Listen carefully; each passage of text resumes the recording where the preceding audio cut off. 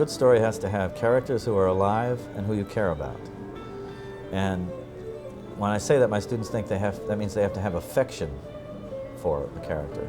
And I'm always trying to clear them up on that. And the best example I can give is, one time my wife and I were coming out of the college where we work, and we passing this motorcycle that looked like a flower somebody stepped on. And there was a gurney there and somebody lying on the gurney in an ambulance. And my wife looked at that gurney and said, "Oh, stop the car, quick, oh my God." So I pulled the car over, she got out, went back, and realized when she came back and got in the car, she was relieved. She went, "Phew, man, I thought that was Brian." I said, "Who's Brian?" She said, "One of my students." She doesn't have affection for Brian. She knows him, that's all. Knows who he is. She doesn't even really know him very well. You know, this is early in the semester. But she knows Brian. And her emotional involvement in Brian came from the fact that she knew him. As soon as she saw it wasn't Brian, it's okay to go on. There's still somebody suffering on that gurney, and that's the difference between a fiction writer and a newspaper writer. A newspaper writer tells you a story, gives you names, and you go, "Geez, that's awful," and you maybe feel something, but you don't have any real connection there. But a fiction writer gives you that person and lets you know him a little bit, so you're webbed in. So you're standing there looking at that gurney, wanting to find out if he's all right. The best fiction writers give you a character and give you enough so that you know him. That's all you got to do. Give them enough information so you know the character, and then the reader's emotionally webbed into what happens to that character in the same way my wife was and what happened to that kid on the gurney.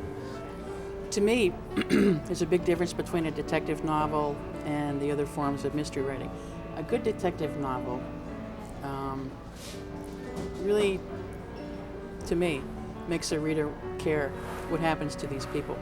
If you can involve the reader in your characters, then it really doesn't matter over much what you have your characters do.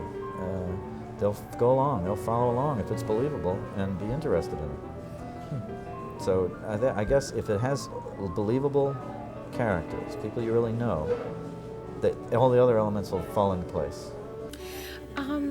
Well, what I feel is, this is John Gardner's notion, not mine, but he put forth the idea that a novel has to be a vivid and continuous dream. I mean, my feeling is that for me, what makes me really feel immersed in a novel is when you have the sense that it's not so much a story you're reading, but a life you're living. And I think if you can believe in the characters, believe in the story, and feel that you somehow transplanted yourself from your own world to their world, then that's what makes a successful novel.